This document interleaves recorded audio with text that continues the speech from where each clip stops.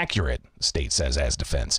They go on to say that evidence shows difference between an M16 and an AR-15 is immaterial. So, again, the state's making these opening statements here, saying that any difference between the M16 and the AR-15 is immaterial. Says that marketing shows nothing about how people can defend themselves. Also says that the numbers only test isn't right. And then says doesn't show how they're being used. So there was a lot of conversation later on we'll get to about comparing the manufacturing numbers and such. Looks like the live stream went back live. All right. So state defense addresses expected plaintiff's witness, says they must show how such firearms are used for self-defense. Even if the case is about numbers, evidence shows they aren't being used for self-defense, the state said. They went on to say that evidence will show appeals court got it right. They say that the ban is consistent with historical tradition, that military-style guns being banned is constitutional. So that's the opening from the state that followed the opening from the plaintiffs. So now it's time for the first witness. Again, we're in day one here. Time for the first witness. Scott Pulaski called. He's sworn in, says that he's an Illinois resident, owner and creator of Piasaw Armory since 2012.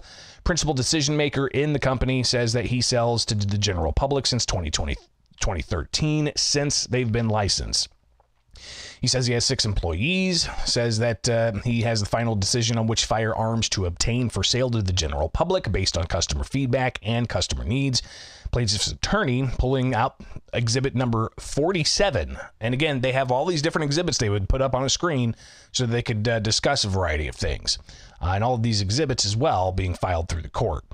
Taking 10-minute recess after the first exhibit to work out a technical issue, so they had to get the tech guys in there to sort that all out. So they sorted that out. Bench trial resumes. Plaintiff's witness, Pulaski, to resume testimony. McGlenn puts case back on record. Plaintiff's attorney shows exhibit 47, a declaration filed by Piasaw Armory that lists banned firearms that were sold before the ban. Pulaski says the ban restricts sales of items based on features, etc., that he made the decision to comply with the ban to keep his license. He says that he does sell banned firearms to exempt persons like active and retired law enforcement, about one a month, he says. Shows Exhibit 191, texts of the Public Act for the Gun Ban, Protect Illinois Communities Act. They focus on the grip area in their search of the document and other definitions like semi-automatic accepting detachable magazines with various features. Any sales prior to the ban? Yes. After the ban? Yes. During that 6-day injunction last year, if you recall. Brief background. Preliminary grounds on this case. You did have the Judge McGlenn here issue a preliminary injunction that lasted 6 days, late April into early May, before the state got it up to the appeals court and they put a stay on that preliminary injunction. A stay meaning the injunction was not going to be effective until they figured it out. And then they held their hearing in the appeals court, sided with the state, reversed the preliminary injunction, and we know the history now goes all the way up to the Supreme Court. They say the case isn't ready yet. Now it's back in the district court, and this is where we're at now. Day one testimony, rough outline. And here's something else, too. We're not going to get the actual official transcript. Just a brief moment here. We're not going to get the physical transcript from the court until December. And I think that's why I wanted to go through this in some detail. It's going to be a long video. All right, I know that. But I wanted to give you guys that rough transcript of me being in the courtroom, feverishly going on my phone, posting updates, okay? Because it's going to be until close to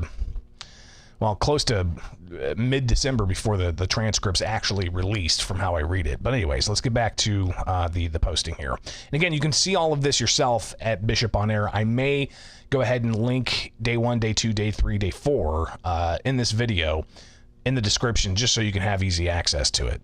But anyways, they focus on the various things. Says, yes, they did sell after the law was in place during the 6-day injunction last year. Pulaski said they sold several thousand during the injunction, and customers picked up several thousand that were sold before the ban took effect. Says that he keeps detailed records of sales, and then they show Exhibit 46, covers the ATF bound book. ATF bound book details where firearms came from, who buys. It's all for investigative purposes. Shows the second page with the chart showing separate firearm transactions, several redactions including the serial number, names, addresses, notes, and gives breakdown of sales versus transfers. Pulaski discusses the process of logging firearm inventory, transferring sales, and so on. Record-keeping system identified, back to Exhibit 46, page 2. The date of disposition, the ownership transfer to final destination, Pulaski said. Highlights entries not in chronological order, and discusses the generation of the document. Attorney shows documents go from 1,240 pages of records from January 2021 to April of 2024, multiple transfers and sales per page. Piasaw doesn't handle privately made firearms, they said. Parameters for manufacturer determined by the ATF. Type, model, gauge, country of manufacture. No entries there, but he said that it wasn't used by Piasaw. Serial number column redacted. Date of import column explained. Name of license or non-licensee columns redacted. Date of disposition explained. Name, address, and notes columns all were redacted in this public exhibit that they showed in federal court. Pulaski explains redactions for courts to protect privacy of the transactions. In normal course of business, those redactions are not made. Other than redactions, no other alterations to the document, Pulaski said. He went on to say that he can identify AR-style rifles by make, caliber, including lower receivers. He says he's aware of receivers being made into rifles as customers bring them in to show that they've built them. He identifies AR-type rifles in the ATF bound book on page 3 that they had pulled up. He explains 5.56 NATO rounds being entered into the details and different types of ammunition for AR rifles and receivers. The plaintiff's attorney searches 5.56 in the document, finds other entries with different manufacturers. Search function shows 415 different entries for 5.56 in Piasaw Armory's ATF bound book exhibit. The attorney continues to find different manufacturers. Other entries show 5.56, but not all are AR style. Some are pistols, but still restricted by Illinois' gun ban. McGlynn says this isn't a jury trial, and they've proved there are a ton of manufacturers. McGlynn says, interrupting the first witness here, where are you going with this, to the plaintiff's attorney? Attorney says that is the point, and they continue to find examples of different manufacturers. Pulaski says that there are dozens, if not hundreds of manufacturers of AR-type rifles. Many of them Piasaw does not sell. Counsel asks about other information that's collected, transfer of pistols and concealable firearms. Pulaski said the state requires other info if you are buying a concealed firearm, like your occupation, also the price, and the reason for the sale. Pulaski says they review such information for if someone discloses criminal intent. None have, he says. Some reasons are AR-15 is for self-defense. This is where the defense, the state, objected. They said it's hearsay. McGlynn fires back and says overruled. They go through again. Why are people buying these guns? Mostly for self-defense. Then objection from the state again. McGlynn says the info discussed is required by law and reason for purchase is not inadmissible. Objections overruled. So that's the first time that we saw the state try to object to the plaintiff's testimony, and McGlynn overruling the state in that testimony. Pulaski says reason given for self-defense or personal protection, collection, sport shooting, other lawful reasons given for purchase of AR-15 is common. Plaintiff's attorney asks Pulaski about box magazines, which are restricted by Illinois law. They're regularly sold, he said. Hundreds per year are sold. Discusses the need for the firearm owner's ID card from Illinois residents. Only sells around 15 a year to out-of-state residents. Prior to gun ban tracking effect, Pulaski said that he kept semi-automatic rifles now banned. He says that it would be regular inventory. He kept several in stock at all times. That's what customers wanted, half a dozen to 10 on hand, but they're not kept in inventory anymore after the ban. Pulaski says competition also sold semi-automatic firearms in box magazines before the ban. Since the ban, Pulaski says he regularly turns down sale requests for banned items, including an AR-style rifle or a twice a month, one or two a month, he says, as customers don't know about the ban. So people come in, they say, I'd like to buy an AR, and they have to say, no, there's a ban in place. Same for those seeking box magazines. Pulaski says he's not being paid to testify. Plaintiff's attorney finishes questioning for Pulaski Time for cross-examination from the state. So this also, I hope, gives you kind of a little bit of insight on the importance of a bench trial, right? This was a 4-day bench trial. We're going through just day 1 of the bench trial of the gun and magazine ban. I'm going to go through all 4. It's going to be a bit of a long video, okay? But we're going to go through all 4 days here. But you had a witness, the plaintiff's direct examination, and then you get cross-examination from the defense, and then you get redirect from the plaintiffs again. And then the judge asks his own questions at the end of each witness. So that's kind of the platform or the protocol, right? So the litigant brings their witness, direct examination. The opposite side has cross-examination. Then the person who brought the witness gets to redirect, and then the judge can ask questions. So that's just kind of the outline, so to speak. So back to it. The defense on cross-examination, they focus on assault weapons. In the ATF-bound book, Pulaski says that he can identify such rifles classified as assault weapons by Illinois' gun ban, notes that magazine capacity isn't always noted in the sales, and discusses sales to law enforcement agencies and exempt individuals, though redactions wouldn't note that or note gunsmith services, Pulaski says, are around 300 to 400 a day. Defense asks about other forms that customers fill out for the reason of purchase. Pulaski said the state required info verified like address, no way to independently verify the reason for the sale, the defense got Pulaski to say. Defense also asked about 50 caliber sales, about 1 every other year. Can't recall the sale of a pistol with attached magazine, about 15, and only 1 grenade launcher transferred in business history. Defense discusses Pulaski, not an expert in statistics. Defense takes a moment to confer with colleagues, and they say no further questions. The plaintiff's counsel returns for redirect. Plaintiff's attorney confirms no ban-compliant AR-type rifle sold. Very rare. Very likely that all such rifles in the bound book are now banned. Asked about sales to exempt persons, defense objects. That question not based on cross-examination. McGlynn overrules that. So again, I think it's like 3-0. The state tried to object, but McGlynn overruled that objection. Pulaski goes on to say about 1 month, 1 a month he discusses gunsmithing and so on. McGlynn then gets to ask Pulaski questions. Do people ask for advice? Yes. Carry firearms with camo? Yes. Gunmetal blue? Yes. Like Grandpa's shotgun? Yes. Shooting range? Yes. Gun shows? Nope. State compliance form you created to compile with data to provide to the state? Yes. Notify about need for background check? Yes. Can't leave the store without a waiting period? Yes. State form you ask for info? No sale without FOID card? Yes. Can be denied? Yes. Concealed carry training? Yes. On form, get ID, background check, occupation, whether captain of industry or homemaker. Yes. Then McGlynn says, reason for purchase asked because of the law. And Pulaski says yes.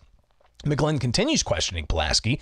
Men, women, disabled, do they buy? Yes. Reasons given for self-defense and hunting, etc.? Yes. What about AR-15 reasons? Exempt from work? Others, they use it for self-defense? Yes. Is that common? Yes. Reason only for concealable? Yeah.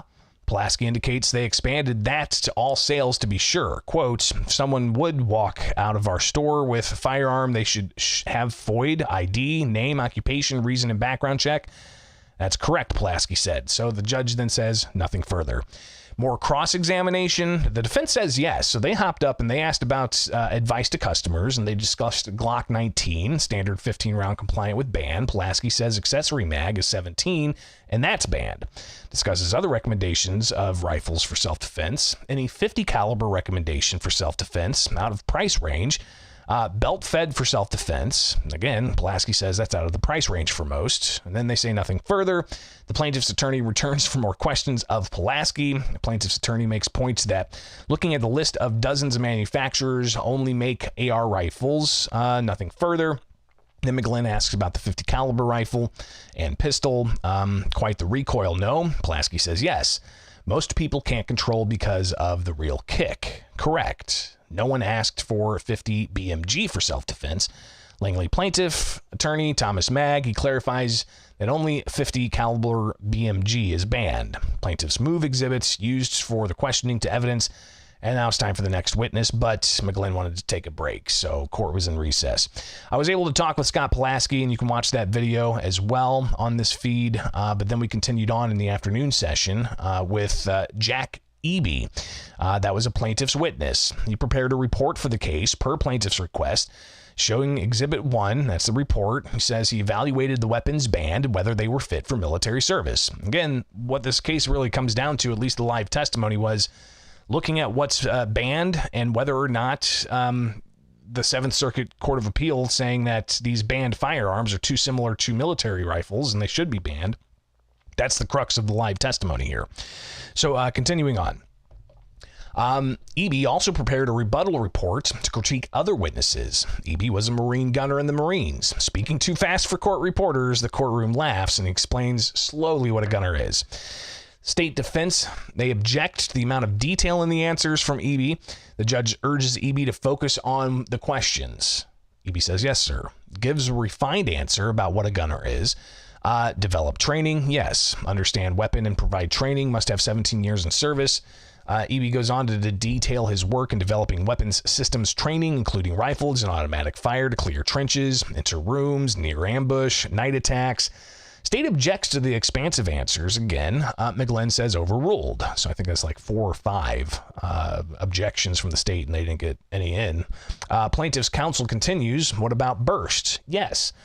Give more detail about differences between semi-automatic and one round versus auto fire.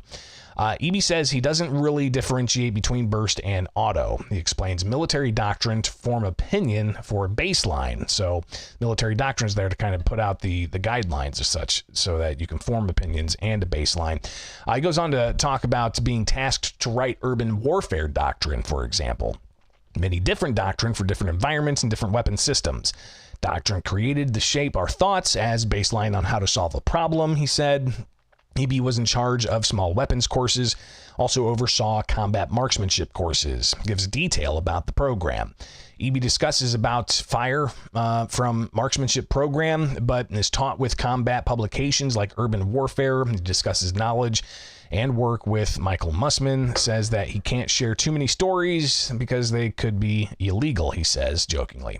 The state objects, saying that expert testifying about another expert. McGlynn then overrules, says it's important for veracity of the joint report. Eby discusses combat experience beginning in 1991, Desert Storm, again in 2003, 4, and 5. Describes the difference between the M4 and the M16, from barrel length being the main difference for velocity of bullets. The downside, transport. Doesn't fit all shooters, he said. Eby says such firearms were not semi-automatic only. Counsel asks what primary purpose of the rifleman in combat. Eby explains that they're able to find and suppress enemy, many means to destroy the enemy by air, tanks, hand delivery of explosives. Look for another way to end the fight without more exposure. It's common to carry at least 4 grenades, Eby said. He discusses the rules of engagement. An initial report that he filed was also discussed. And formed the opinion that only 2 firearms that Illinois restricts would be suitable for military. So again, Eby's testimony is 2 of the rifles that Illinois restricts would be suitable for the military, meaning all the other ones, right, more than 170 different rifles, all the other ones he essentially lays out would not be suitable for the military. So he says the M38 and the Barrett M107 are 2 rifles that Illinois bans that Eby says would be suitable for military. 3 rifles, actually. 2 R50 caliber scoped rifles used to stop vehicles. The other's a .308 select fire. The judge asks for slower responses. 3 rifles. Are they general use? No, they're for specific use. And then they talk about the numbers of Marines, 175,000. Only 300 are in service of these select firearms. The M38 never owned by Marines during his time, Eby said. Counsel brings up Exhibit 191. That's the public act signed by Governor J.B. Pritzker, the Protect Illinois Communities Act. Eby again says he evaluated weapons listed and whether they are for military, focused on features, list, and definitions of assault weapon. Asked to read semi-automatic rifle to accept detachable magazine. Eby says no issued rifle is only semi-automatic that he's aware of in the military. To list off name of semi-automatic rifles, EB says no semi-automatic rifles are issued to general forces, except to maybe snipers, he says. Discusses bilateral forces relationships, comparing firearms, says Turks had some bolt-action rifles, jokingly says no ammo. Majority had select fire systems. Council brings up Exhibit 5, H&K Select Fire Document for Military Infantry Review. Focuses on selector switch for safe, semi-auto, and ambidextrous. So those are just some of the things they discussed. This rifle is used by USMC in Afghanistan, then expanded to entire combat force. Explains that the M4 was ordered until 2011. It was replaced with the M27, has an 18-inch barrel. A lot of technical specifications discussed during this trial. EB said M16 came in 1964, fully in 1968. Then the M4 ordered in 1957. Before that, the M1 Grand was used. The M14 was select fire. The M1 Grand was semi-automatic, but that was in 1957, he says. Currently, majority of Army has M4. Others get X7, which is select fire with full auto, no burst. Newly adopted X7 has safe, semi, and fully automatic. M4 has select fire with burst but no full auto. EB continues to discuss other weapon systems, use of burst and full auto in Iraqi battles with rules of engagement, no commands, immediate action upon contact. So back to Exhibit 1, the initial report that EB put together. They point to page 5, points to 2 studies of Project Salvo. EB explains Flatchet, and he spelled it. It's a single projection with 3 darts, used to spread shots for accidental hits on a hidden target. Exhibit 20 was then raised. It's the Salvo 1 rifle experiment. Asked why relevant to the issue at hand, he says that groups of shots increased hits on unseen enemy as well as psychological deterrent to the enemy. EB said he wanted more precision for rifles, but back to EB's report, he evaluates studies from the 50s and the 60s that says semi-automatic only is not good for combat. Select fire needed for emergencies with smaller caliber, more hits, he said. Court then recessed for a short break. So we're still on day one of the trial, right? Here we are looking at just about 30 minutes. But back on the record, questions to EB continue. Back to reports and opinion of the semi-automatic only not being sufficient for the military, EB said, and EB was a plaintiff's witness. Discussing small arms weapon systems as an experiment meant for configuration of design and best outcome for hits on the target. The Colt AR design was best that could fire full auto with successful accuracy, mobility, subjective user outcomes. So Exhibit 3 was then presented. This was a SAWS report. I forget what SAWS stood for. Again, this is just a rough transcript of all the things that were being talked about during the trial. The document referred to automatic fire. Skimming over the document, the judge directs to focus on EB's report. So McGlynn says we need to focus on EB's report. EB says all reports he reviewed for his evaluation indicate that auto fire in military context leads to more hits. He says he's not aware of any reports that contradict that.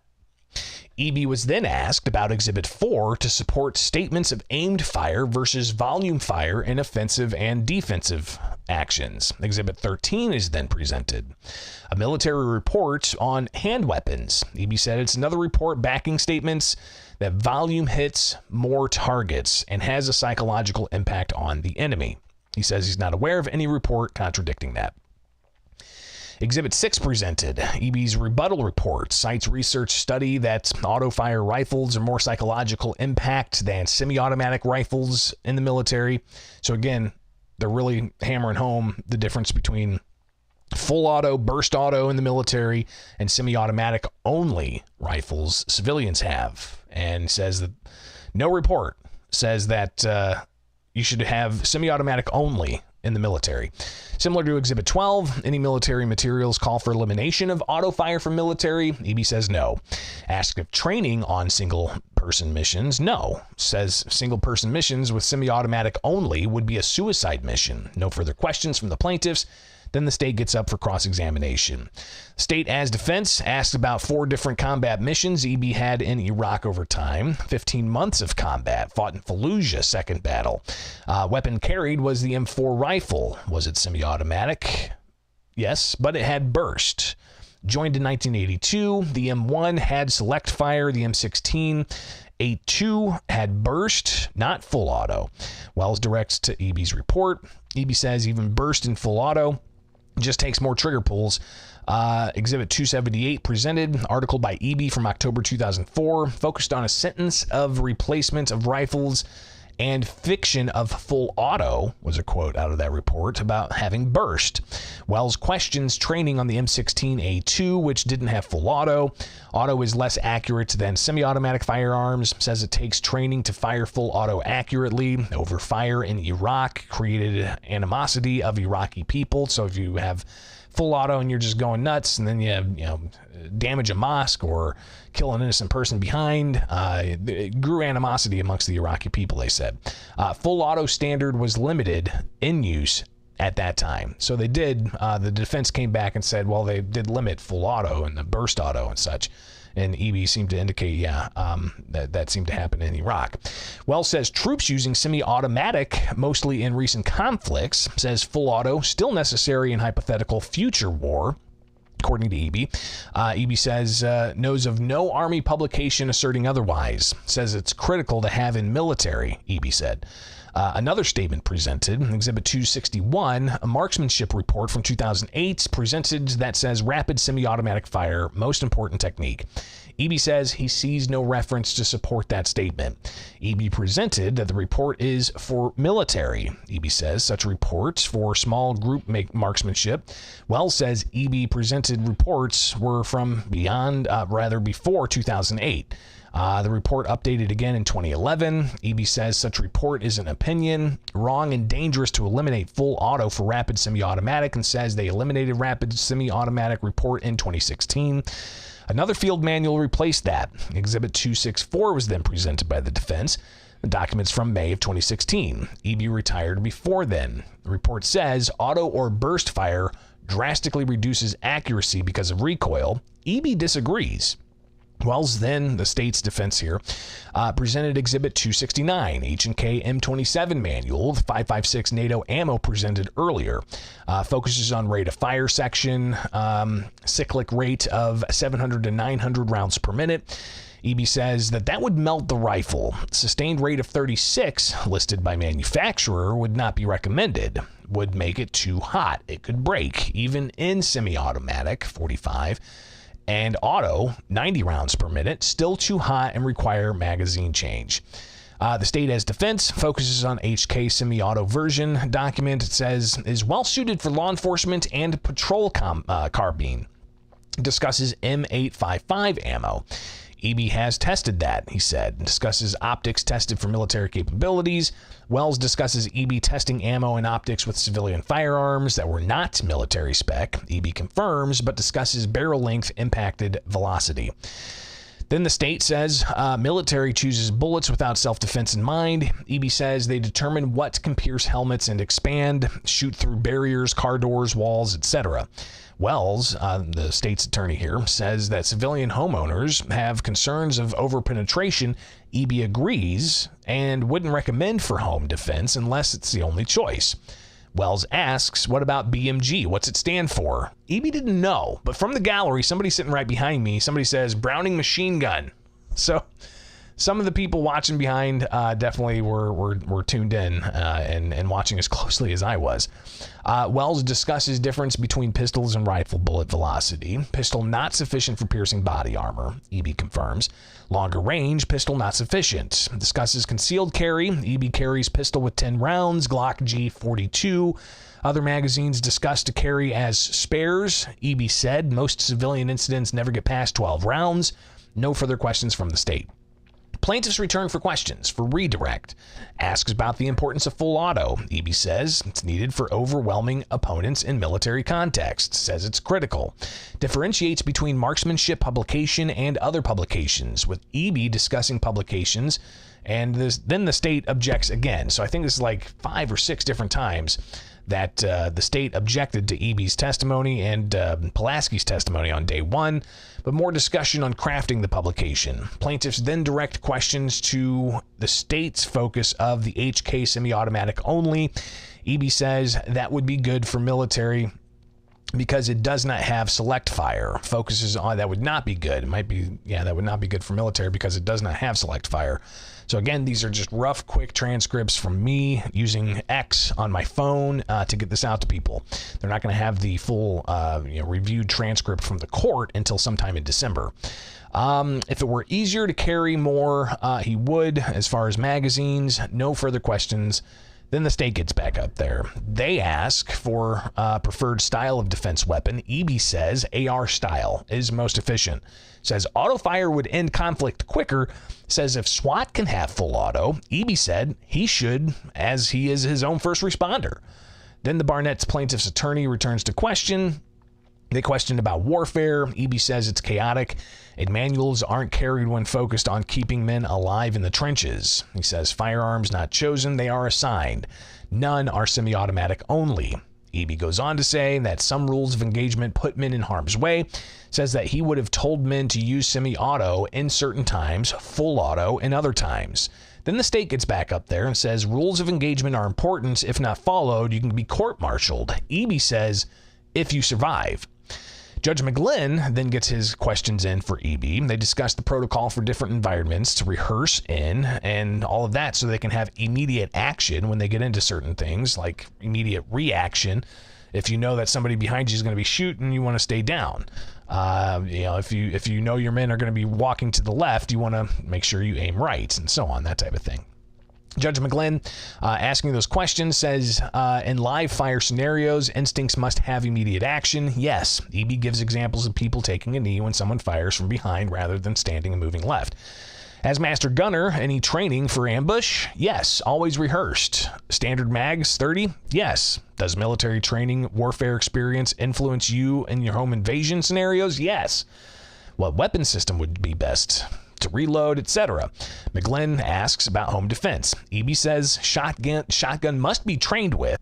Obviously, there's a lot of things to be said about just day one of that trial. So let's take a look at day two as we get into the next day here of the gun ban trial.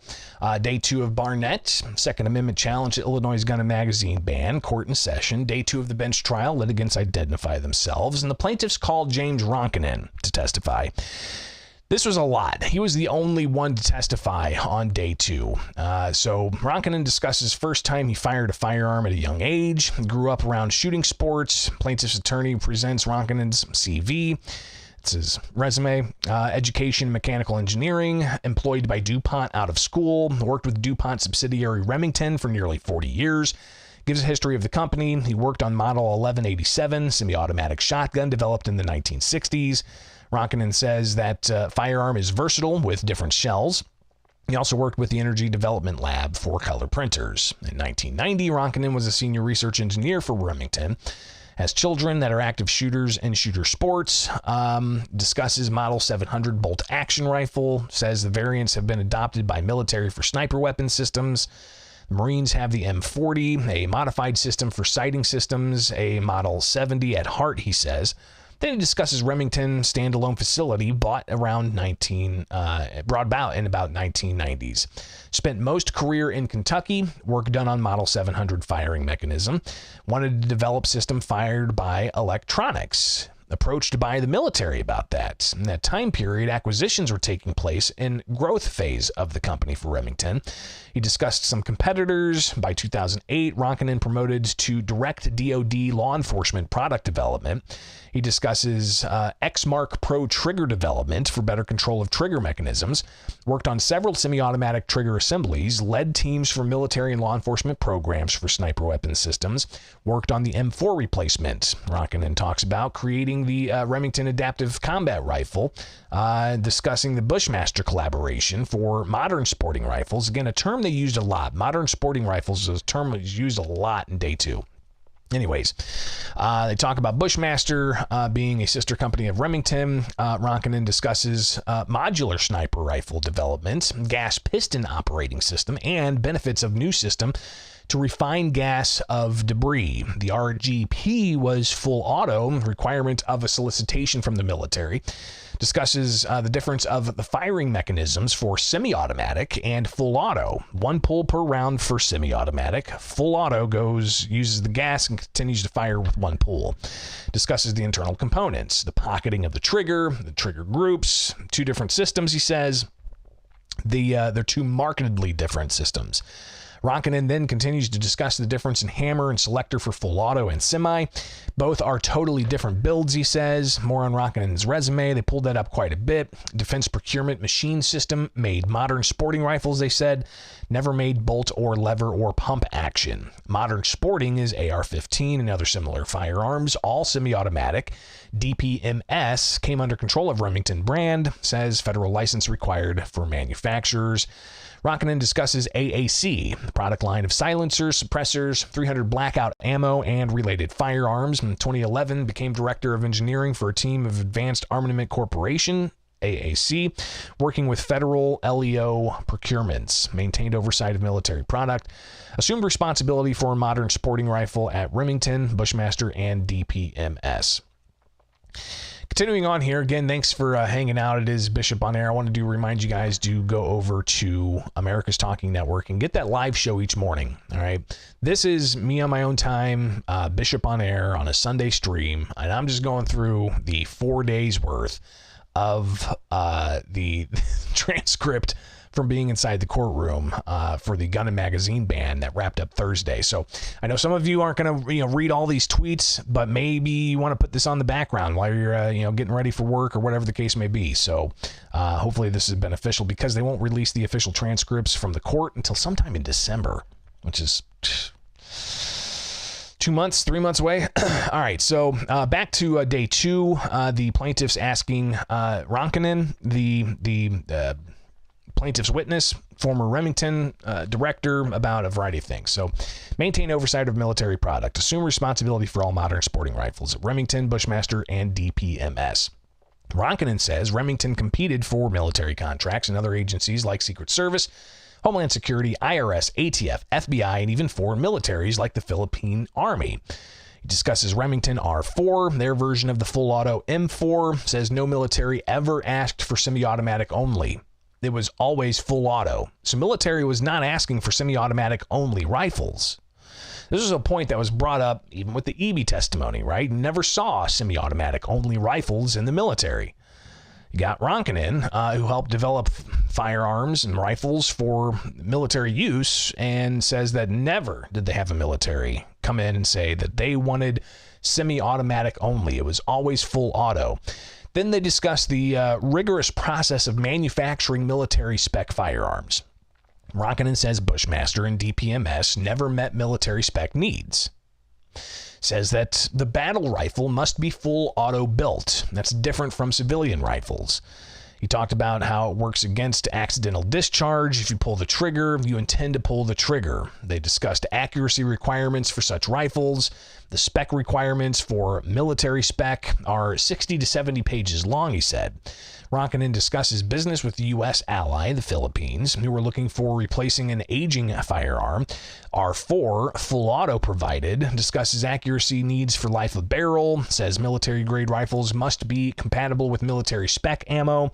Caliber offering was 5.56, 3.38, 300 Win Mag. For MSR, modern sporting rifle, it was 5.56. Sniper systems were bolt action for precision. Discusses difference between bolt action and other firing systems. Ronkanen discusses various gas-powered firing mechanisms to explain difference from bolt action. Says bolt and semi-automatic only fire one round when the trigger's pulled. Says Remington never considered selling semi-automatic only to the Philippines. Totally different from full auto. Says the auto sear pin is different for full auto and semi. Heat treatment, accurate drilling, not something the average Joe can do in a garage, he said. Requires detailed equipment, mechanist, etc. Machinist. Ronkanen doesn't think average Joe can take an AR-15 and make it full auto. Ronkanen says cuts require machinery the public doesn't have access to. Then they take his resume back up and they look at all the different hats at Remington, overseeing engineers at multiple locations. Says Remington separated military and civilian manufacturing with separate locations and security. Says separate locations also because of the different manufacturing needs for commercial modern sporting rifles and military machine guns. Ronkanen questioning continues, discussing separate testing for MSR, modern sporting rifles, and military spec firearms. Judge McGlynn then called for a break. Back after that break, more direct examination of the witness, James Ronkanen. During the break, plaintiffs brought in 10 boxes of evidence, questioning back to the testing facilities and separates for commercial and military spec. He says that hundreds of millions of rounds were tested. The gallery is the only place that ammo and firearms come together, with the test jacks and the brass catchers and other implements. First, high-pressure proof rounds fired remotely. After that, more rounds, and then the tester confirms there's no malfunction. Then taken to accuracy on the range at 100 yards. If issues are found in accuracy, more are tested. Ronkanen would never allow live fire discharge by worker of a gun that was tinkered with in a garage, he said. Tinkered with the sear. He says that he'd never fire such a gun modified to shoot full auto. It's illegal, and questions if done properly, it's just not safe. Ronkanen discusses definition of the modern sporting rifle, says MSRs he's been involved with have some other features shared across types, from detachable magazines, barrel shrouds, pistol grips, telescoping stock, etc. Back to his resume in 2016, Remington was consolidated with manufacturing facilities to Alabama. For civilian MSR production, Ronkanen's team developed new MSR platforms and subsystems like DPMS Gen 2, MSR platform capable of shooting compact ammo platforms, two-stage trigger system developed to provide more uniform assembly among groups, able to put large cartridge into some systems. AR-15 and AR-10 platform is modular, able to work on gas systems. New carbon fiber handguard systems for lighter unit. Advancements intended to enhance civilian usefulness for array of circumstances and ergonomics.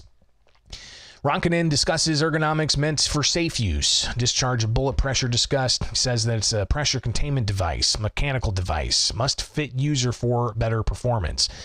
Back to the resume, holds 9 patents, co-inventor on others, spent most professional life with one of the largest firearms manufacturers in the world, demand increased for lawful MSR products, objection from the state. So Ronkanen is still being questioned by the plaintiffs. The state objects to that line of questioning.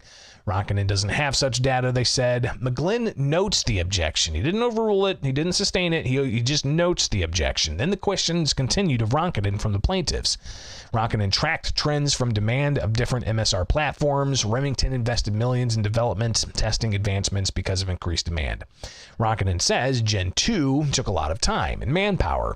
DPMS focused solely on modern sporting rifles, he says. He says that sale for hunting, target competition, home defense, questions about training for 3-gun competition gives participants confidence to use for self-defense. Somebody objects from the state. State argues he's not an expert on that. McGlynn says that's out of scope. Then the plaintiffs try to give foundation. State argues Ronkanen not here for that conversation about self-defense. Plaintiff's attorney says training on targets to train for self-defense, not a novel concept. Ronkanen says he's been to SHOT Show convention, takes consumer input to the design shop. Otherwise, it's a shot in the dark, he said. Consumer input weighs a lot. They build rifles for target shooting with MSRs. Discusses different amounts, different types of ammo tested, 300 Blackout, 204 Ruger, and others for new caliber offerings. They have different ballistics. Ronkanen then discusses modifications to the AR-10 to take different ammo. These developments design team engaged in for customizations for small and big game hunting with an AR platform to suit the customer's needs. Ronkanen discusses the 450 Bushmaster cartridge difference for hunting, all examples of innovation to meet surging demand, including home and self-defense. Ronkanen says innovations weren't just for ammo, but handguards and other system components to fit needs. If product doesn't perform, word gets around and won't sell. He says that they deconstructed competitors' products to find new subsystems, trigger groups, controls of safe selectors, etc. Discusses ambidextrous feature limitations for military and was only developed for customers. So if you're a left-handed shooter and you're in the military, you got to learn how to shoot right-handed, apparently, because they don't make ambidextrous. They don't make ambidextrous firearms for the military. Goes on to say a substantial undertaking to change firearm for left-handed capability. Says at Remington it was a desire, but competition had it for MSRs, only 10 to 15% of the population. Ronkanen says Remington did make other left-handed models for bolt action as an example. Says ergonomics of right hand and left hand importance for sight clearance when cartridge is ejected. Says AR platforms, modular in nature, very good to make way for left-handed design. Ronkanen discusses enhancements for design for safety of user. Focuses on design of M16 as select fire weapon. Ronkanen says before NFA, consumers could possess. After, tax stamp needed for possessing.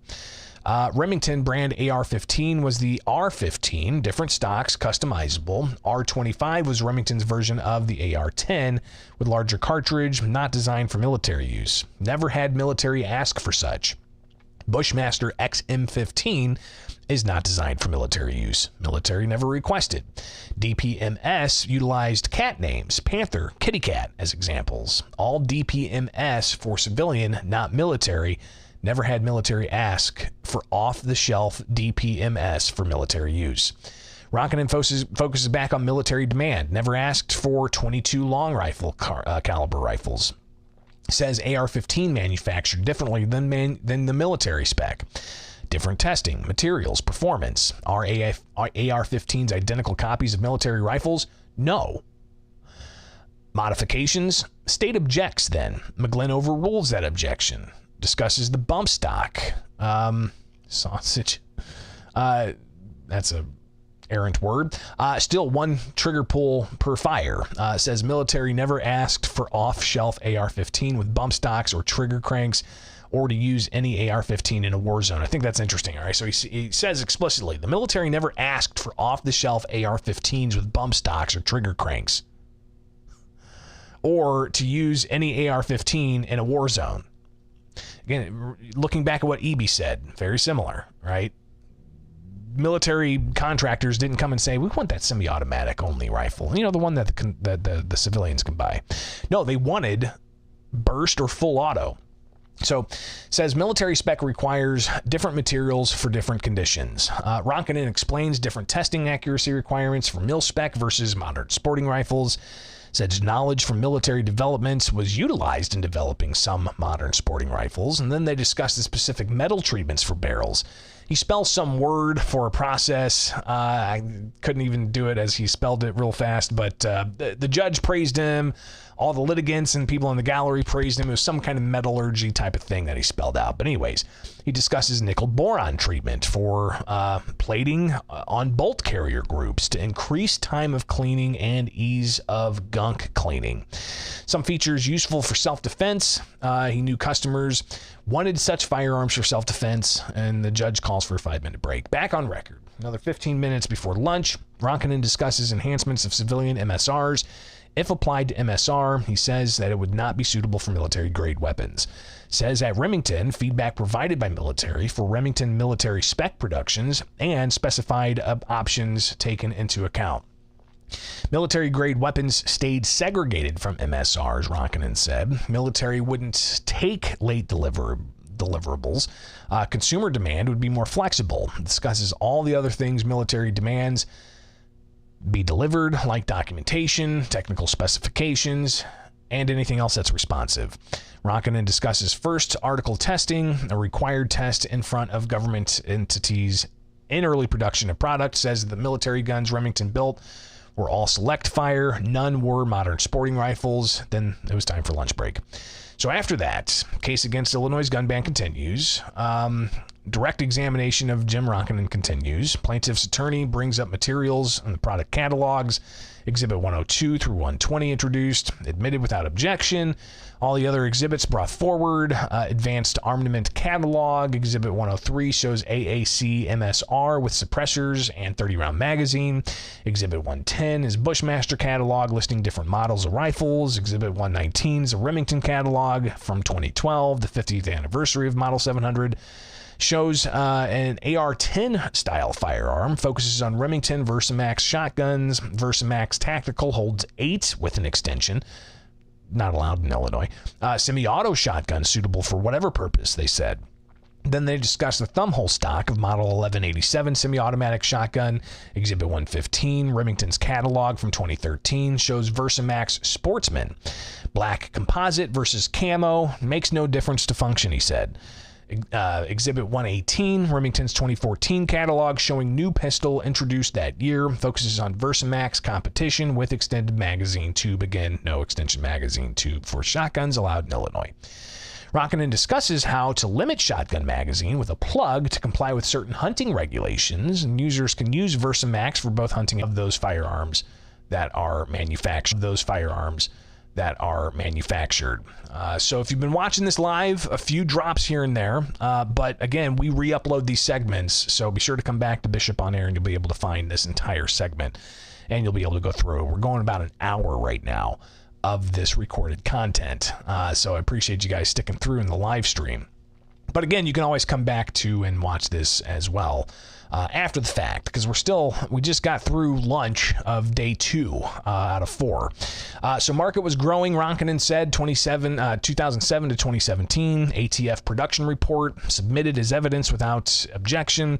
Now this is interesting. The report used to analyze where the market is and where it's going. In 2013, there were more than 80 modern sporting rifle manufacturers, Ronkenin said. Other manufacturers also saw sales expansion. Then they say objection. So the state's objecting. Pure anecdote, they say. McGlynn asks if Ronkenin was like on a board or like the VP. They said he was just a director. So McGlynn overrules. Then the question comes up again.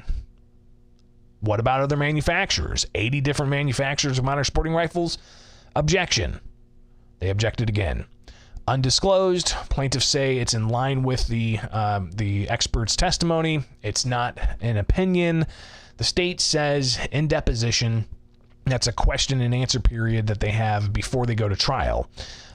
In his deposition, he was asked about analysis and only gave rudimentary review. Now it's being introduced at prejudice of the state said. Plaintiffs asking about experience. State says he's a rebuttal witness. Plaintiff said state had a chance to respond and didn't. State says he could have filed additional reports and did not. McGlynn reserves his ruling. So he didn't overrule, he didn't sustain. But back to the question about 1.1 modern sporting rifles produced, Ronkenin was asked. He confirms. His report displayed in 2012 for Bushmaster is NA, not available that year, including in Remington's totals. So they didn't have Bushmaster totals in 2012 for this ATF manufactured report. It was instead in Remington's totals. Volumes that year similar to DPMS. State objects, says number review is just anecdotes. McGlynn says he'll review the deposition. Plaintiffs say records from the government. The state says they don't show Bushmaster. Questions continue. In 2012, 212,920 rifles produced by DPMS. Estimates similar numbers as Bushmaster. Bushmaster moved locations and FFL changed to Remington. They did make MSRs during that time under Remington. In the chart for DPMS 2015, smaller number is 50,475. Production was shifting to different location. In 2014, DPMS manufactured 79,118 rifles. The Gen 2 product was in process of production, shifting resources. Exhibit 70 displayed. This is the 2013 AFMR data from ATF, and it talks about pistols, revolvers, and rifles, and differentiates caliber, including frames and receivers sold. In rifles category for 2013, DPMS Go to the state of Minnesota. It shows Remington Arms with 212,920. These are manufactured numbers. That was DPMS, Ronkanen says. In 2013, 80 plus were MSR exclusive manufacturers, meaning they didn't make bolt action. They didn't make, revolvers. They only made modern sporting rifles, like an AR platform rifle. The state says that was not disclosed, so they're trying to object. McGlynn overrules. It's just counting up publicly available data. If one rifle made, must report. Palmetto State was a competitor. AFMR data will show how many they produced. Remington invested millions of dollars in MSRs over years, investing in tooling, real estate, hiring engineers, research and development, equipment, materials, ammo, computers, manpower to build, and such. Did they actively invest to meet the growing customer demand? Yes. No further questions from the plaintiffs. So they took another break. Goes on, back at it, ready for cross-examination from the state. Focuses on ATF and AFMR data. So you've got the state doing their cross-examination. Modern sporting rifle, no data compiled by ATF. Doesn't state what is civilian or law enforcement officer. But Ronkanen said, can't all be law enforcement officers, as they would have no room in their vehicle for police. So this AFMR data from ATF, right? So the manufactured data. Ronkanen's going through and saying DPMS only manufactured modern sporting rifles. There's their number. All right, tens of thousands. Bushmaster only made modern sporting rifles. There's the number, tens of thousands. Adds all these up, and his knowledge of all the companies that made modern sporting rifles, adds those up. That's the number that he gets. Hundreds of thousands of rifles being made that are only semi-automatic AR-15 type rifles. So I think that's what the exercise was there. But back at it for cross-examination, Ronkanen says they can't all be bought by law enforcement. The AFMR data only dealing with manufacturing, not who's buying what. But the state seems to try to want to say, well, it could be civilians buying these or law enforcement officers. And again, Ronkanen says there's no room for all these firearms in police vehicles if it was only police buying these. ATF data isn't about who purchased, just manufacturing. It's not a purchase type database. State asks about Ronkanen's report showing production volumes from DPMS and Bushmaster. The report includes no total MSR production by all. Report doesn't include size of markets when he left Remington in 2016. Ronkanen says trends were up overall for production. Growth in the market after 2004 federal ban lapsed, he acknowledged. More recently, market has accelerated further since 2016. Not all semi-automatics are MSRs, correct? Correct. MSR, an AR platform, as AK and SKS. AR, originally designed for military in the 50s, as were AK for Russians in the 40s. Specs and standards for military include some aspect for commercial MSRs, Ronkanen said. They have to meet requirements, but not to the level for the military. Military is very explicit about what they want, pressure ranges, acceptable testing, etc. There are standards that are shared from MSR and military, but military overall exceeds MSR standards. MSR are high accuracy, possibly more than military with lighter trigger pull weight. Higher military specs to ensure no unintentional discharge. Shooter firing 30-round magazines with 3 pounds of pull is at 90 pounds. Again, this is the state, all right? This is the state asking questions of Ronkanen. So you had the plaintiffs ask their questions. The state comes in and asks their cross-examination. This was interesting because the state, they started this line of questioning about the pounds per square inch of the trigger pull and the difference between the trigger pull for modern sporting rifles and military firearms. And they said that it could be, military firearms could have 8 pounds per square inch, while a modern sporting rifle could have 2.5 to 3 pounds per square inch. And earlier in testimony, Ronkanen said some of these specifications were to ensure that you didn't have discharge of the firearm improperly in the military. So anyways, state asks, shooter firing 30-round magazine with 3 pounds pull, 90 pounds? Requires same trigger pull for each individual pull, Ronkanen says. So it's 3 pounds per pull. It's not 3 pounds and then compounded, it's 6 pounds and then compound. No. So the state says 90 pounds.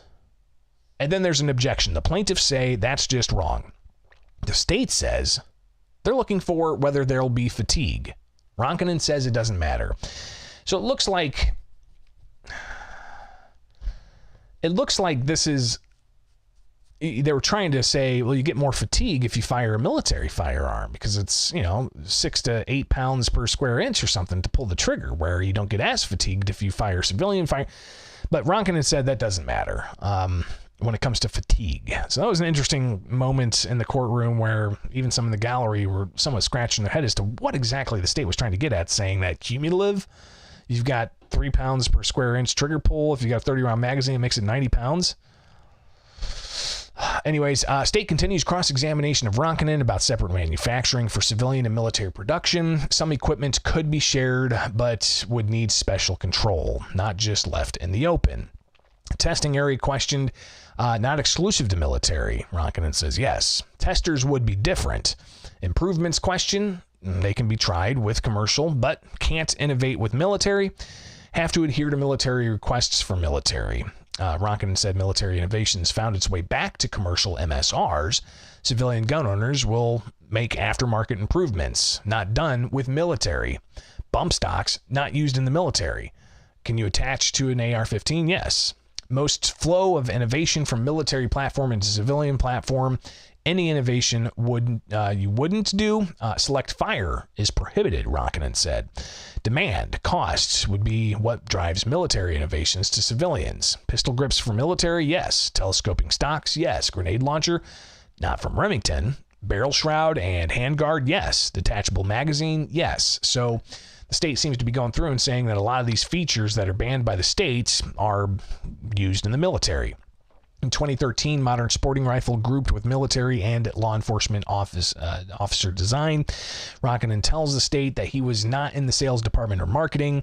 He was an engineer working with other departments as teams for military and civilian firearms. Conversion question, drilling into the receiver only. Maybe other ways, not aware of people who drill holes into the receiver. Not only change needed, other changes are needed, other milling is needed, Ronkin said. And they're talking about modifying the lower receiver.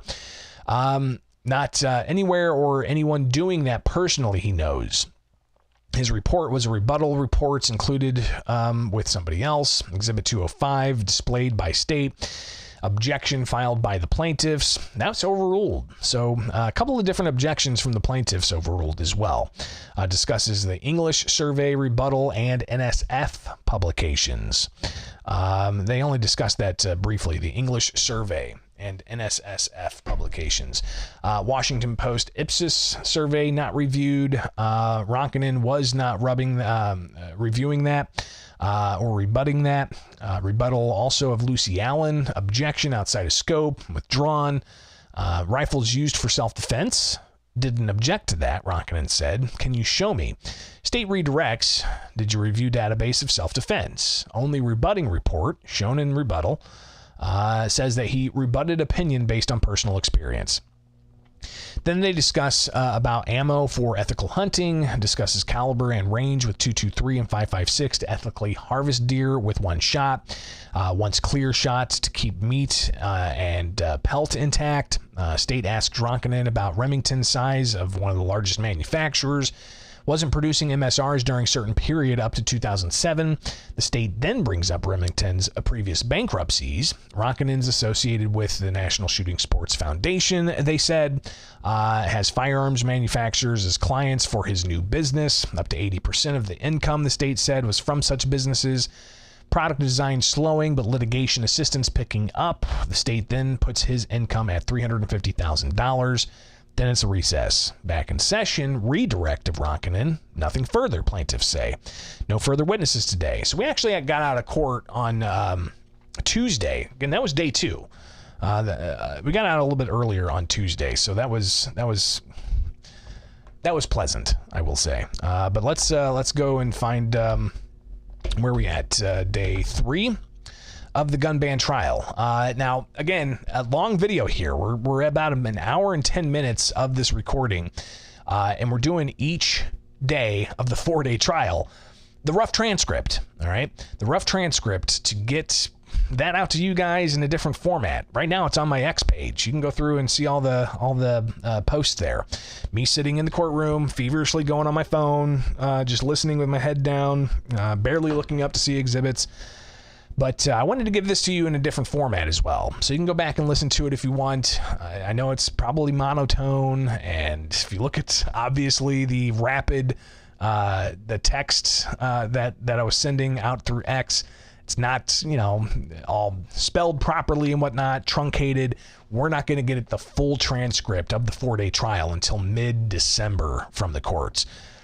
They're able to go through and review it and to, say, oh, we want to change this here and change that there.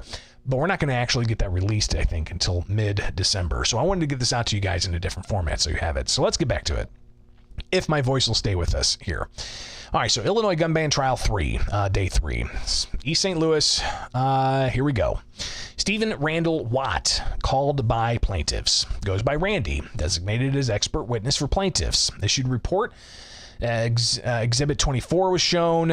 He was in law enforcement for 36 years in Utah. He was a patrolman, a detective, assistant chief, and chief. Also was on SWAT. As a commander, he directed training, wrote standard operating procedures, etc. Watt says training included rifles, carbine, 223, 5.56, general service patrol rifle used as well. Across the span of his career, he trained regularly 4 times a year for patrol. SWAT trained monthly with live fire. Watt also served in the military, raised to rank of staff sergeant over several years, retired as colonel. Says firearms changed over the years, but used M4 for majority of military career. Says no military issued rifles were semi-automatic only. They were all select fire. Again, this is the third witness that said no military, wanted semi-automatic only. That they hammered that home several times. I think that's directly to answer to the 7th Circuit U.S. Court of Appeals. They were all select fire in the military. In his time with Utah National Guard, Watt says requirements for his unit had him maintain certification for military weapons, including ones held by enemy military, maintain physical fitness, combat readiness, etc. For weapons training, has to learn all about the parts, the takedown, etc., including those of foreign military. Any training on use of auto fire, the state objects. Says Watt was not presented as such an expert. The plaintiffs say that they are establishing his personal experience. The state says full auto for self-defense is not legal, and in depositions, Watt was not giving such information as a witness. Again, the state objecting to the question, any training on the use of auto fire? McGlynn says objection is premature, and questions continue. Watt says he did receive full auto training. Says it was a basic training skill and continued on, depending on assignment. State again objects. Now, thinking, I'm rereading this for like the first time after posting it, and I'm thinking back to like day 3 and 4. We're on day 3 now, but day 4, there was a lot of conversation with other state witnesses about training on full auto, and their state witnesses said that they didn't train on full auto, former members of the military. So it's interesting to see this again, just, rereading it. But question continues. Watt says he did receive full auto training, says it was a basic training skill and continued on, depending on the assignment. State objects, says Watt is getting into full auto training details outside of scope. McGlynn says he's not hearing questions about opinion. State says their objections based on discussion of military tactics that was not disclosed, and state witness not prepared to rebut such. Plaintiffs say line of question is still in line. McGlynn overrules the state objection, so it's in the record. Watt discusses overseas mission in Afghanistan where he fired rifles. Hard to say how many times, could be several times a week with some weeks not, or 7-hour battles, fired a bunch of times. Says he fired M4 full auto to mark targets for air defense. Can't say how much he fired. Witnesses other fire full auto in combat with enemy. Gives tactical objection of suppressive fire to fix enemy in place. And then they object again. The state says that that's opinion that has not been disclosed. McGlynn overrules. Watt discusses second deployment to Iraq in 2007. He was there advising senior leadership for counter-terror operations, had an MP5 9mm submachine gun, plus good. So I'll make sure this gets uploaded entirely. So we are connected back with the live. So Watt, and again, those watching live, if you get kicked off, maybe it's the Sunday evening internet deal. I don't know why, but Yeah. This will be uploaded in its entirety so you can come back to it. Watt asked about non-military law enforcement firearms training, handgun, submachine gun courses attended, including tactical, trained on the MP5 9mm submachine gun. In SWAT units would use select fire, discusses other training courses. Watt discusses shooting drills, instruction ratings, etc. Week-long drills include handgun and shotgun training, where several hundred rounds, up to 1,200 with pistol, 1,000 with a shotgun were fired, qualified and requalified as an instructor. Watt talks about drills designed for defensive shooting events, discusses transition to red dot sight training for pistols, discusses other training as a civilian on his own time with Rob Latham. Or is it Latham? Watt discusses certification as gun sight range master, was a contract employee with gun sight. Other trainings discussed, explains a carbine is a short, maneuverable rifle with a detachable magazine. Pistol grip, no adjustable stock, discharged rounds with carbine during some training courses. More trainings discussed, including concealed carry training, says training for real-world self-defense purposes, multi-stage trainings, fired hundreds of rounds in training, all trainings found in Exhibit 24. So they really talked about all the different training he had. They talked about a whole host of things. So yeah, people coming in, it must have restarted entirely. We've been going at this for about an hour and 20 minutes for those who are just jumping onto the live stream. I will have this as a standalone video. All right, so a little bit later on tonight, come back to the channel. You'll be able to watch it standalone. So I appreciate you guys coming in and checking this out. But anyways, going through the transcript. All right, we're looking at the transcript from my X account, but some of you might not want to go through X. I'm giving this to you in a totally different format so that you can access it here as well, because we're not going to get the transcript from the court until mid-December. So anyways, back to the plaintiff's witness, Watt. Watt was had a company known as SRW Incorporated with broad range of responsibilities, including Warriors Creed for civilian training. That course includes concealed carry, defensive carbine, pistol, shotgun, force-on-force, and tactical training, concealed carry training, including Utah required courses. For defensive carbine course, Watt says, meant for defense of self, home, workplace with carbine rifles. Safety, safe handling, firing effectively, malfunction clearance, etc. Participants bring their own rifles, generally AR platform style. They're always semi-automatic only with tactical magazines, have pistol grips, flash suppressors, but not all of them, up to most of those features. Says there are California compliant carbines. Watt says AR pistols brought by participants to courses. Says AR pistols accept detachable magazines. Some have flash suppressors and barrel shroud with some rail systems. Participants bring their own magazines. Rare that they are less than 30 rounds. SRW courses are popular with 3 different levels, twice a year, around 16 attendees each. The plaintiff's witness, Watt, says SRW has offered courses since 2008. Then they take a brief recess. Back in session, Watt questioning continues. Says attendees of SRW courses are members of the general public, typically not used for law enforcement officer certification. At gun sites, courses are similar but much more in depth. Says that he taught at gun sites with their carbine courses. Watt discusses more training, says can't put a number on the size of market for other trainings, but it's large and broad. He discusses SHOT Show, largest firearms industry trade show in Las Vegas every January. Says hundreds of thousands of attendees, talks to trainers from all over the country and the world. Plaintiff's attorney focuses on defensive pistol courses, and Watt wants distinction between AR carbine and other pistols. Says participants bring AR pistols to carbine courses. They don't allow AR pistols to defensive pistol courses. Revolvers are not included in pistol courses. Separate courses for revolvers. Watt then says participants bring their own pistols. Some have threaded barrels that allow for compensators to reduce recoil to follow the target for safe and effective use. A basic rule of firearms to use is safely.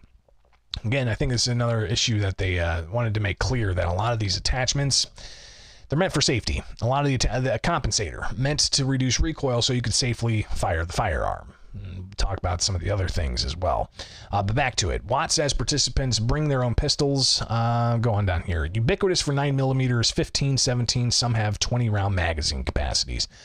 Discusses defensive shotgun courses. Participants bring their own firearms. Courses focus on tactical shotguns, shorter but not short barrel. The defensive shotgun includes semi-automatic shotguns. Watt discusses standard 7-round shotgun tube is common at SRW courses. His company, SRW, popular course, but is facility dependent. So you need steel targets for shotgun. He discusses gun sights, shotgun courses. Then they present Exhibit 191. It's the Protect Illinois Communities Act. They focus on Section 24.1.9, assault weapons, and focuses on rifle with detachable magazine. Lists the features like pistol grip, thumbstock hole, collapsible stock, flash suppressor, shroud, etc. Watt says in his opinion, such rifles are commonly possessed.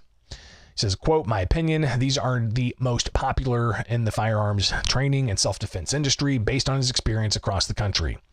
Plaintiffs point to Exhibit 191 section about definition of assault weapon, pistol being a threaded barrel, second pistol grip, shroud, flash suppressor, buffer tube, etc. Watt says AR pistols have such features. In Watt's opinion, such firearms are very common as a self-defense firearm based on his experience. Again, another common use test there. Watt says threaded barrel of a pistol commonly possessed, not rare. Exhibit 191 discusses semi-automatic shotgun with pistol grip, detachable magazine, collapsible stock, grenade launcher, etc. Watt says his opinion, absent grenade launcher, other features are very common. For rifles under definition of assault weapon, they are also very common. Watt says such firearms are very suitable for self-defense. Watt's talking about AR, AK, things with features suitable for self-defense by improving ergonomics, accuracy, control. Says semi-automatic fire, detachable magazines are suitable for self-defense. Not having to hand operate major parts of the firearm so the shooter doesn't have to worry about that and focuses on shooting, again in self-defense situations. Collapsible stock allows for fitting different people, Watt says. Line of questioning objected to by the state as leading. McGlynn says not to lead the witness. Again, I may have dropped a word there. Don't lead the witness. Questions continue. What is importance of stock size? Watt says it allows eye relief to utilize sights. Short people need shorter stocks. Would be difficult to effectively use firearm if it did not fit. Ever the case, fit is not important. Objection. State says it's the leading question. McGlynn overrules. Fit is very important. Watt says pistol grip allows readily placing of hand for control, manages recoil, repositioning. Says he's not aware of AR without pistol grip. Discusses ambidextrous controls, importance of position for dominant hand of shooter for safety switch, and effective control for shooter. Allows left-handed shooters to operate firearm way it should be controlled. Asked if aware of any types of semi-automatic rifles that utilize ambidextrous that are not AR. And Watt says no. Forward grips, aids in reducing and managing recoil, etc. Flash suppressors, suitable for self-defense. Yes. Suppresses muzzle flash to direct away from eyes and direct gas to assist in combating recoil and muzzle rise. Watt says all such features assist shooter in self-defense, including barrel shroud, which ensures shooter can control rifle without being burned. Back to Illinois' definition of assault weapon pistols. Watt says his opinion, the AR pistol with such features is a very suitable firearm for self-defense. Shotguns with such features, Watt believes are suitable for self-defense. Watt says semi-automatic shotguns allow rechamber without shooter changing direction of the barrel, suitable for self-defense. Says detachable magazines for shotguns suitable for self-defense. Fixed magazines with more than 5 rounds are suitable for self-defense. Watt says he owns several AR rifles for self-defense and to train others. Always uses 30-round magazines. Says he owns various AR pistols with features that were discussed. Owns threaded barrel pistols for compensator and suppressors to protect what little hearing he had left. Watt says he owns several semi-automatic shotguns, including some with pistol grips, detachable magazines, fixed tube magazines with more than 5 rounds. Ensures that he doesn't have to reload in unknown self-defense situation. Never know how much ammo you may need in self-defense situation, he said. Watt says he's been involved in military and police combat, been in law enforcement for 36 years, exposed to a lot of officers, asked if officers have used AR on duty for self-defense. State objects. New opinion, they said. Plaintiffs say it's not opinion, they're asking about his personal experience. Overruled, McGlynn says. So he then answers the question. Yes. Questions about differently designed bullets. Another objection. And the state says this is a new opinion. And I think what they mean by that is it's not something that was brought out in a deposition of Watt. So a lot of the objections were either out of scope of what were the focus that they knew Watt was going to do, or they knew other witnesses were going to do, or if it was something that they hadn't already known was going to be discussed in open court through the depositions. So just a little bit of kind of, litigation education here, I guess. But yeah, new opinion. Overruled. Caliber similar, grains and length of bullet can change. Why different bullets for some cartridge? Same objection. Overruled. Caliber similar, grains and length of bullet can change. Why different bullets for same cartridge? Same objection. Overruled. I mean, this is kind of rapid fire, right? Question, objection, overruled, answer. Question, objection, overruled, answered. Question, objection, overruled, answered. Anyways, let's see here. Same bullets in military as in new law enforcement. No, military designed to penetrate body armor. Over penetrative. Self-defense, you want to limit that. Watt goes on, says he fires AR rifles a few times a month over his life. Cumulative except the military, a couple 100,000 rounds he says he's fired. In military, more than a couple 100,000. Not a lot in full auto, he admits. Says 100,000 AR pistol rounds, non-military. Shotgun rounds shot in lifetime, non-military, tens of thousands. First time shooting was 8 years old, he said. It was a shotgun. He shot revolvers, bolt action, lever, etc. Not a year goes by, he doesn't shoot.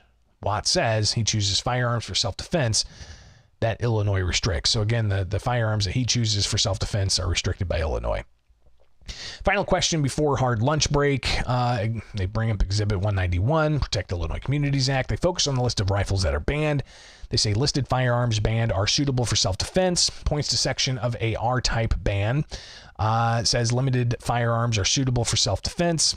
Listed firearms are suitable for self-defense. And then they say no further questions. McGlynn asks, Dad got you a shotgun when you were 8 years old? Did your mom say, don't shoot your eye out? They break for lunch. So back at it. All right, so expected defense witness number 1 this afternoon, defense witness number 2 Thursday morning. A little bit of conversation as they came back from lunch. Court back in session, but Watt is still on the stand. It's cross-examination. The defense gets up. Testified earlier about what's in common and what's uncommon. If you see a weapon, it's common. If you didn't see them, it's uncommon. Watt's not clear about the question. States pull up Watt's deposition showing that, quote, pump-style action shotgun common? Yes. Put numbers on firearms popularity? No. Use surveys? No. Expert on statistics? No. Keep records of observations in the firearms world? No. Warriors Creed course draws trainers from military and law enforcement.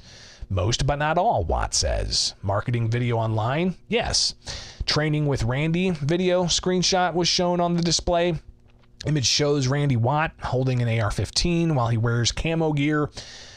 State asks, does this image show civilian training course? Yes. Are you wearing a uniform? Not a uniform.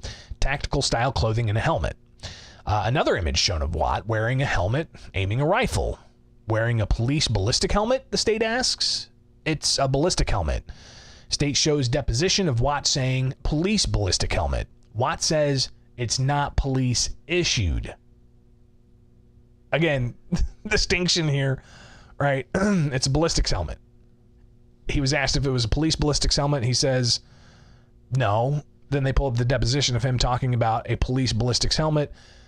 And in court, Watt says it's not a police issued ballistic helmet. Question about experience with manufacturers like IWI. They pay you to teach people to use firearms. Correct, he said. They are a member of NSSF. Watt didn't know. Watt says you can get pump shotgun with collapsible stock. Pistol grips are discussed by Watt and the defense. In pistol classes you teach 60 to 70 don't have that feature, correct? In traditional pistol course, correct. Makes distinction between the carbine course and traditional course. Carbine AR pistol course versus the traditional pistol course. There are two separate things that he talked about. High majority of self-defense cases, violence is very short-lived, correct? Watt says, correct. Amount of ammo needed? Watt says, every situation is individual. Pistol group, use limits recoil, correct? Yes. Rapid fire shots with limited recoil? Yes. Forward grips improve accuracy? Correct. Adjustable stock allows ease of use for different users? Correct. So a child could use their father's rifle. Plaintiffs object. McGlynn says child could be an infant or 16-year-old. State goes to Exhibit 218, focuses on adjustable stocks. Adjustable stock allows child to fire accurate rapid shots. Yes. So they looked at the deposition, I believe, of Watt, and that question was asked, and he just simply said yes. Flash suppressors improve vision. Correct. Then the state asks, if someone shoots in a dark movie theater, that improves their vision with a flash suppressor? Watt said correct. State has no further questions. They're done. McGlynn asks Watt questions in training, talk about real-world scenarios. He says yes, when it's legal and ethical, safety, moving in tactical ways, safe stance when weapon doesn't rise until threat is in sight, what legal standing is, best ammo for self-defense, gives training of penetration, wide variety of information, should be last resort, he says. McGlynn says, what if student says, I have a number of small children? Do you talk to them? Watt says we do. Safety, security of firearm important. Might decide different ammo or firearm. Yeah. Discuss with them safety of strong doors, like having your door that actually locks. They stress self-defense is only to bridge the gap until law enforcement get there. Would you recommend they get trained? Watt said absolutely. McGlynn talks about suppressors and the need for others in the house to hear. This is important. This has been highlighted by, Four Boxes Diner, for instance. McGlynn talks about suppressors and the need for others to hear in the house. Watt says it's very important. McGlynn then discusses common use test and the Supreme Court of the United States precedent. Watt says that he was not asked about that, but McGlynn said reason for Second Amendment, old people to defend themselves, people who are mobile or they're disabled, they're strong, they're weak. The judge says his wife's 100 pounds. Shotgun recoil too strong. What should she have? Watt recommends a carbine. McGlynn says when seconds matter and police are minutes away, people are on their own. Watt says as retired police, he recognizes that. McGlynn, the judge in this case, then asks what military wear. Watt talks about a helmet, eye covering, hearing protection with communications, body armor, military clothing, tactical clothes, tactical belt, boots. Belts hold traditional handgun, magazines, grenades, first aid gear, standard rifle, etc. McGlynn asks if they can go without any of that. No. Combat ready? Watt says ready and equipped. Different stages of readiness. McGlynn says as a member of the team limping, allowed to go to combat? Depends on the doctor. Fitness ready, mental, physical, physically fit, standard, depends on standard soldier, special operation with higher scores. McGlynn then talks about just out of boot camp. Walk a distance, gotta have good sight. Watt says different things are needed. McGlynn asks about uncommon weapons, looking at his resume, the CV. A lot of training for SWAT, tactical certifications, scoring based off training, discusses chemical, biological, radiological warfare. McGlynn says most weapons discussed semi-automatic, single bullet per trigger pull, except shotguns with birdshot, etc. Anything you can wear and bear, McGlynn says. Nerve agents, bioweapons, etc. Not usual, but you can carry those. Those are arms. Omit an electrical charge, inject a drug, maybe a projectile to blind or disable. Watt says yes. Watt's aware of developments that use frequency sound to incapacitate people. There are sticky foam guns, he says. Other similar developments fired from handheld. McGlynn says ninja stars can be used defensively and defensively. Yes? Yes. McGlynn also asks about tactical gear. Would be time to put on if in self-defense.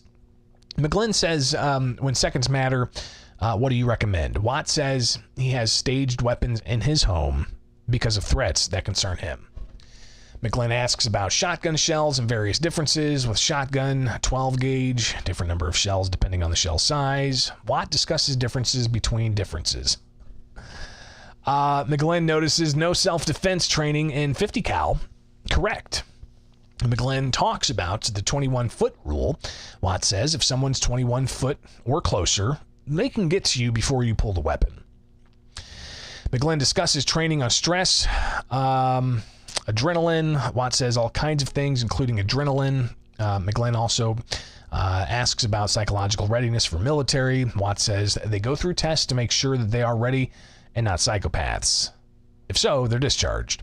McGlynn revisits Second Amendment, person's abilities. If someone is in a wheelchair, you might advise them to use a different gun than a 22-year-old marathon runner. Yes, McGlynn focuses on the Protect Illinois Communities Act and any device that might enhance the rate of fire. That's pretty broad. Yes. Require training? Yes. These are lethal, Watts says. This is part of the firearm, McGlynn says. Yes. On full auto, McGlynn says with .223 round, harder to control for average person. Watts says yes. Hard to keep accurate. We discourage rates of fire that can't be controlled. McGlynn points to the law, manufacture, sell of electronic or other devices to increase rate of fire. Watts says that would be a bump stock. Other devices over years thought to improve efficiency of weapon. McGlynn says no further questions. Attorney Mag asks about unusual weapons, anti-tank, anti-air, hand grenades. Watt says yes, very much unusual for civilian. Discusses shotgun shells. Mag discusses standard rate of fire, and then says nothing further. Watt released from full testimony. But then David Siegel gets up to ask some questions. A plaintiff's attorney asks about features of assault weapons and telescoping stock. Older child points to Andre the Giant and Dorothy the Gymnast or Dorothy the Dancer example, something that the judge earlier put in, but I wasn't able to include that. But regardless, would the gymnast be more or less likely to defend self with telescoping stock? Watt says more likely. 5-minute recess, court resumes. No more plaintiff witnesses. So they got through Pulaski, Ronkanen, and Watt, and Eby. All right, so plaintiffs had four different witnesses. So now it's time for the defense. And we're still on day 3 here. Day 3 was a long one. Court resumes. No more plaintiff witnesses. Discussion on entering exhibits. State's concerned. Some exhibits and asks to reserve right until the next day for the final review. Plaintiffs rest their case. Then the state defense calls Craig Tucker. Tucker grew up in the Rocky Mountain States, discusses his education, including master's in military studies, joined the Marines in 1981, retired in 2006, reached colonel, honorably discharged. After that, worked for the feds, helped transport weapon systems with paramilitary group, training, etc. Currently retired. He's left-handed, learned to shoot M16 right-handed, was a platoon commander. As a defense witness, explains what a platoon is, explains what a firearm team is, or a fire team rather. The fire team carried M16, M4 others carried ones with grenade launchers. Squad automatic weapon is auto fire for suppressive fire, designed in semi-automatic aid to kill, he says. Squad auto weapon is different than the M16, much heavier, discusses the barrel, etc. Discusses weapon system, including a Marine, and he says the firearm is a tool. So again, just pointing out there, squad auto weapon is different than M16, much heavier, and they discuss the barrel length. Tucker explains weapons for suppression, M16 on semi-auto, sniper aviation fire, etc. So again, he claims the M16 on semi-auto, and he kept saying that explicitly, is for suppression fire. M16 or M4, do they have to use full auto? No, Tucker says. Discusses Marine training. He trained others on M16, says semi-automatic is preferred. Trains on burst or full auto. Simulation training, 90% semi-auto, 10% auto. Discusses marksmanship training. Tucker says marksmanship training is important to get troops to react automatically to certain positions, differs from collective training. Tucker tells state that to train semi-automatic primarily, discusses more background in Marines, studied military doctrine, a framework across organizations for common understanding of what the units will do. Tucker says if you step outside doctrine, better have good reason. The state continues their questions. They discuss training in different units. Says that he trained others to use semi-automatic except in rare circumstances, and discusses combat experience in Iraq in 2004-2005, trained for specific missions. The state has defense with Tucker as their witness. They discuss combat his unit engaged in. He had contact nearly every day in urban combat. He said, quote, you use a lot of ammo in urban combat, kill those that need killing, capture those that need captured, and open up lines. Tucker then discusses the Second Battle of Fallujah, described as very intense combat. He discusses room clearing, led with explosives, followed by 2 Marine general entry, followed by others. Says semi-automatic was used primarily, though there were adjustments, he said. Says prevented from flashbangs and other explosives. Innocent civilians could be there. Auto fire was used in place of explosive devices. So he does say auto fire was used in entering rooms. Different tactics used by other circumstances, depends on the circumstance, were required to use auto fire to clear rooms, Tucker said. Says room clearing is offensive, was personally in combat, used in M4, and he says in semi-automatic mode. Came under fire, near constant fire, assassination attempts, IED, and ambushed. He was wounded in Iraq in 2004 by an improvised explosive device. Tucker received awards, including Purple Heart, after 15 months in Iraq, went to train and certify troops for combat, asked why he's part of this case, says he provided opinion on differences between the semi-automatic and auto. Exhibit 213 is shown, a response to EB report. EB, this is interesting, EB was Tucker's gunner and combat buddy, he said. So Jeff Eby knew Colonel Tucker. Colonel Tucker knew Jeff Eby. They were on opposite sides of plaintiff and defense witness. But he says Eby is one of the finest infantrymen he knows, again calling him his battle buddy. Eby testified for plaintiffs in this case Monday. Tucker discusses others that he would get advice from. They didn't always agree on plans and operations. Tucker says he would personally make weapons decisions, would make decisions about whether to attack a mosque in Iraq with significant history and culture, needed to make the right decision, he said. The gunner would provide recommendations. Tucker made the final decision. Tucker says he didn't review law at center of the case. Again, admits he did not review the Protect Illinois Communities Act. He did not review anything else other than Eby's report. Providing opinion based on experience, that's embedded in him, he says. He says Eby's report about importance of automatic fire in combat and lack of understanding of holistic approach within 2 minutes of suppressive fire says that the rifle is not designed for that and increases malfunction, and says it's logistically insatiable. It might be unstable. Again, rough transcript. I'm feverishly in the courtroom posting away just so we can get this out there for you guys, because we're not going to have the official transcript from the state until mid-December. Tucker says auto fire at that level of 700 to 800 rounds per minute is not realistic. Says go through ammo carried rapidly if you are always full auto. Changing mags leaves you vulnerable.